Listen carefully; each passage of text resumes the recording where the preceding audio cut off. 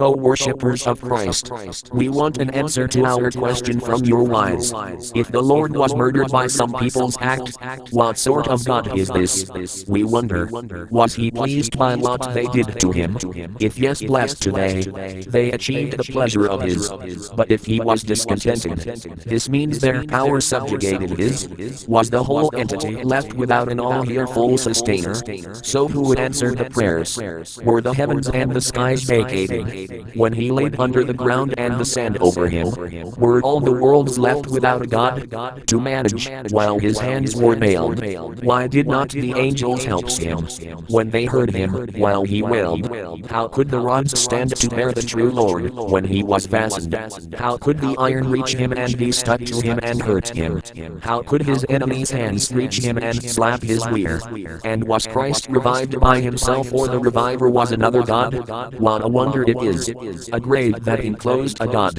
What's more weird is the belly that had him in it. He stayed there for 9 months in utter darkness, fed by blood.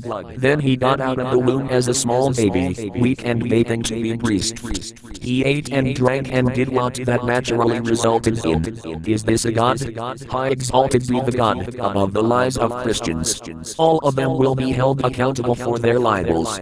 Oh, cross worshippers, for what reason is it exalted and blamed who rejected cross? Is it not the logic to break and burn it along with the one who innovated it? Since the Lord was crucified on it, and his hands were fastened to it, that is really a cursed cross to carry. So stop on it with your foot, don't kiss it when you see it. The Lord was abused on it, and you adore it, so you are one of his enemies.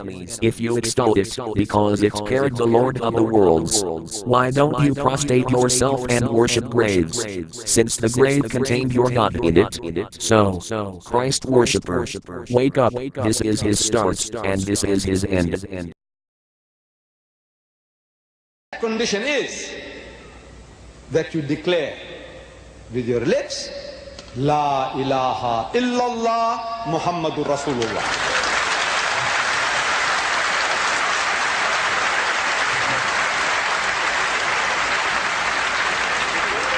The meaning is that I believe that there is but one God, not Father, Son, and Holy Ghost, not Jesus that God. I believe in the one and only God, Allah, which is his name, and that Muhammad is the last and final messenger of God.